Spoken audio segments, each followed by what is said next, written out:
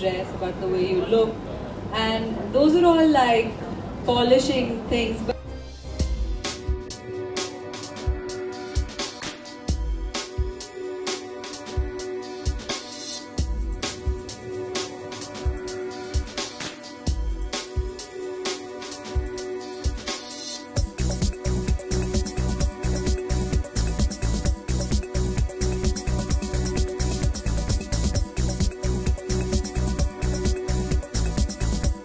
At a very deep level, it's also about how much would you compromise for love and how much would you compromise for a relationship. And I think we would like to talk a little bit about that. So Mal, I'll start with you. You know what we're discussing here. Where does one draw the line?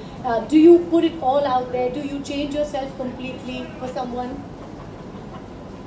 No. Yeah, I like that. No, I don't think I'll ever change myself, because I think when someone does really love you, they see beyond your flaws, and there's no one who's perfect, yeah. And everyone strives for perfection till a certain point, and then you realize it's not possible. And that God made everything the way it was, with flaws, and it's still beautiful and perfect. And I think any makeover first starts on the inside. You decide to do something about yourself, about your confidence, about the way you dress, about the way you look, and those are all like polishing things, but it's like it's primal mating instinct, right? So people look at, when you go and buy a tomato, you look at like the red, ripe, fresh ones. Yeah, that so is it's the just best that analogy. I know. It's logic that people may be initially attracted to you based on how you're packaged or how you look. I'm saying packaged because it's really packaging. I didn't wake up like this. Okay, and I feel like I said, any makeover starts on the inside, but whoever really loves you will, if they fall in love with you just because you look pretty, they'll get over it. So don't count on that. They'll try and find a real connection with someone else. Or if you have both, then nothing like it. So to ladies and to the men, do not be disappointed or underconfident or anything based on how you feel God has been unfair to you. You have a family nose, or I don't know. But just be confident and be real. I think everybody appreciates honesty. That's something that connects with everyone actually.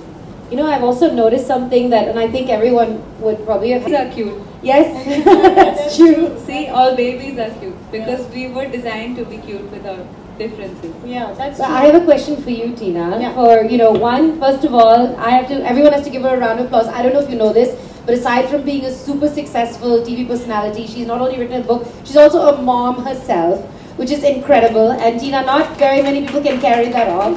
It's quite an enormous About it. The fact that I sat down and I wrote it, and it was really hard, and I would push myself and I would say no, just leave it, and then I would say no, let's finish this. So I think going through with something that you truly believe in, I think for me that was the biggest learning from this book, and I think that there is a little bit of that in Tara as well towards the end, where she realizes that you have to do something for you. Yeah. Stop worrying about what everyone else wants from you, but just do something for yourself. And yeah, that's my greatest learning. I also love that on the cover, I don't know if you've picked up on this, but so you see the Tara, her very sort of mousy self with her glasses and her salwar kameez, and then she has this sexy makeover. And I guess you have to also learn to forgive yourself for the things that you've done and learn your lessons. Yeah, but I think that's a really important point, and I'd like Richa to just talk about that. Something that we also explore in this book is female friendships and romantic relationships. And when do you put one above the other? Should you ever? Should you ever let a man come between friendship? No. Okay. But it happens. Yeah. What do you do? Like, people, when they start seeing someone, they start prioritizing spending time with them, and they get married and they're like, abhi baby ka exam hai, baad mein movie dekhenge. It becomes like that. Practical problems crop up. But I think beyond that initial fixation of trying to be together and spend time together, I think if you can make time for each other as friends, there's nothing more beautiful than having amazing girlfriends. They really stand by you always.